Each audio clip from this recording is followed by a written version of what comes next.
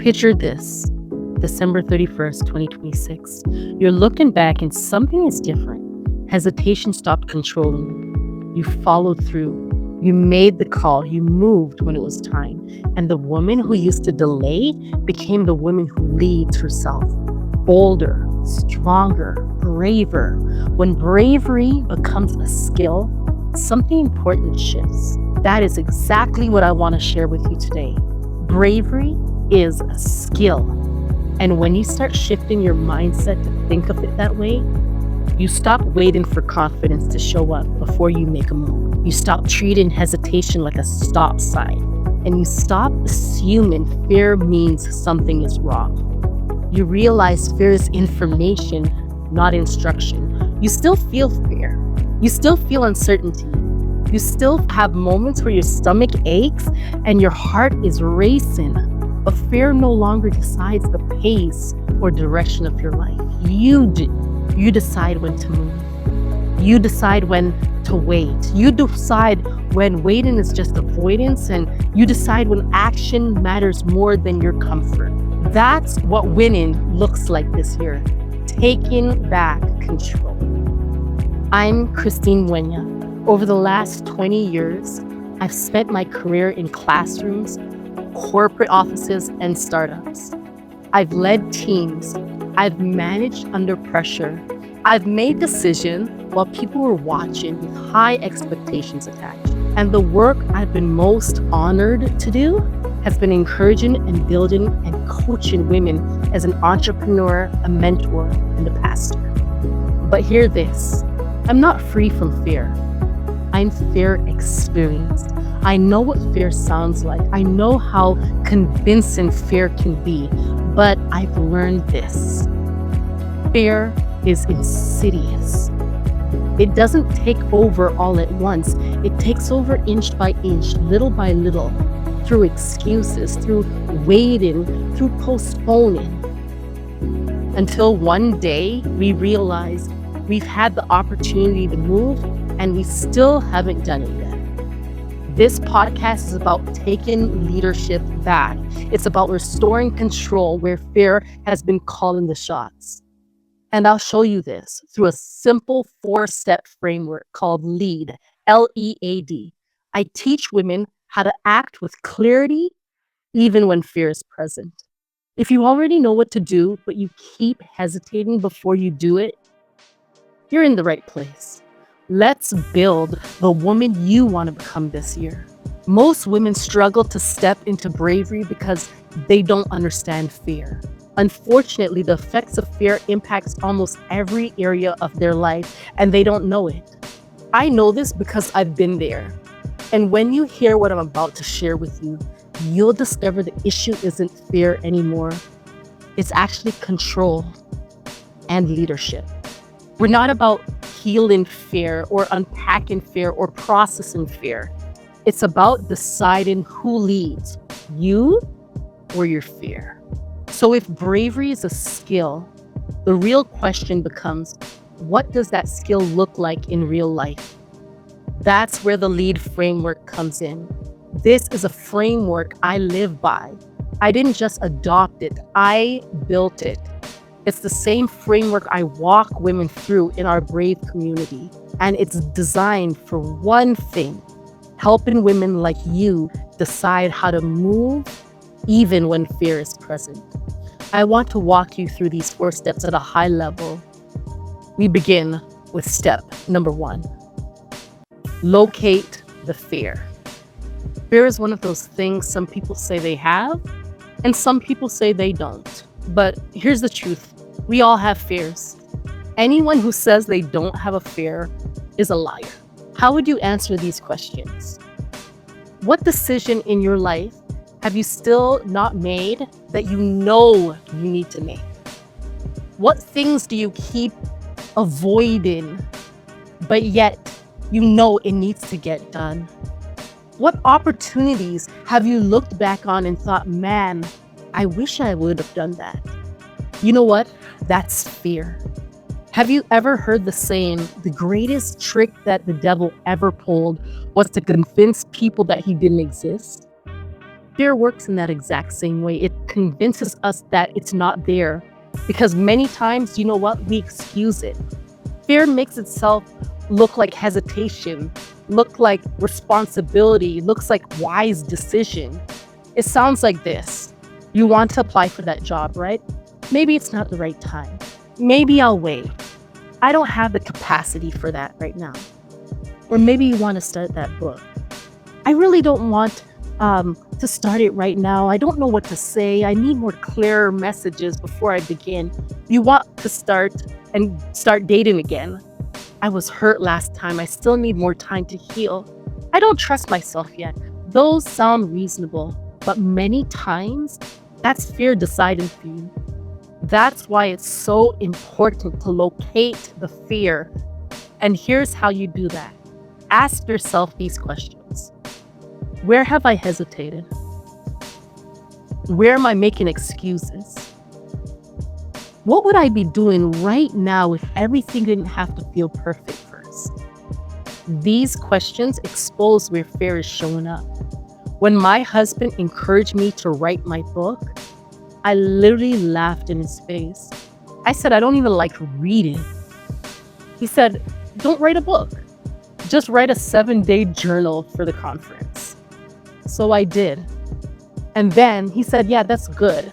Add 200 to 300 words to each section. So I did. Then he said, why don't you add chapter headings?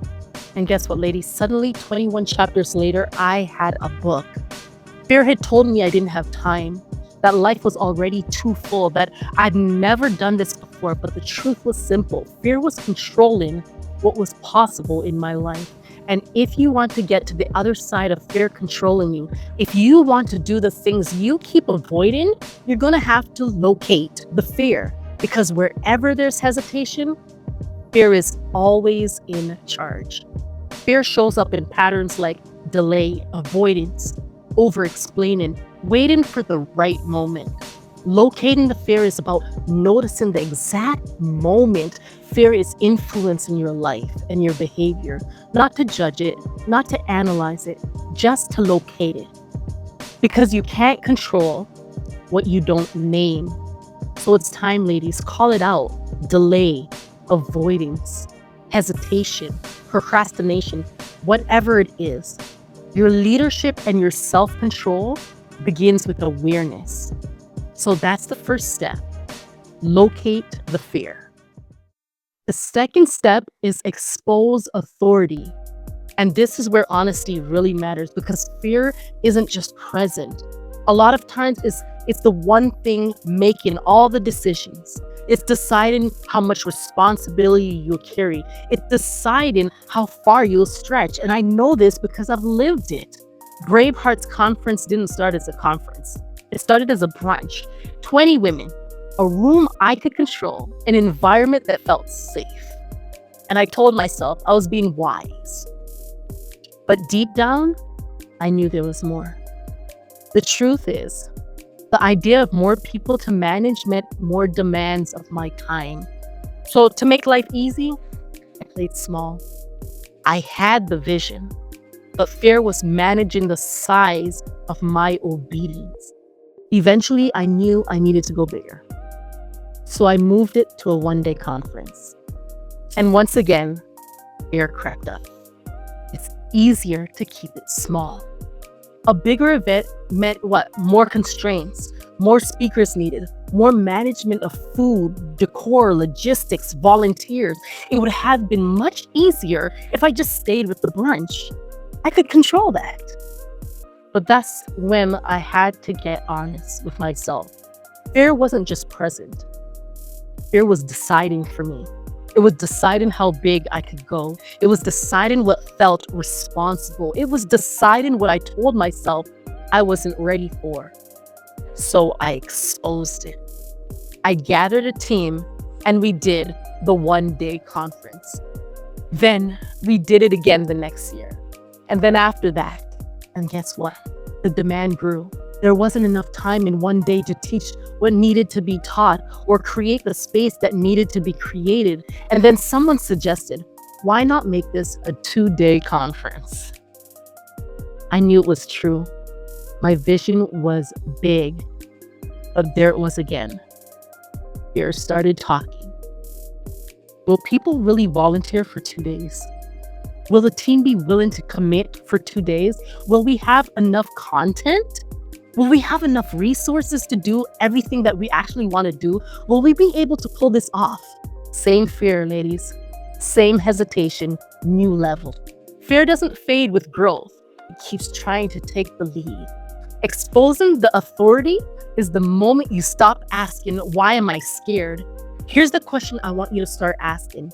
Who's actually in charge now? Because the truth is simple.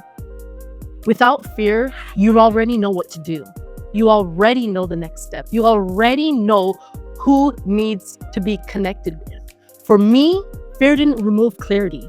It was delaying my leadership. And once I saw that, I had a choice.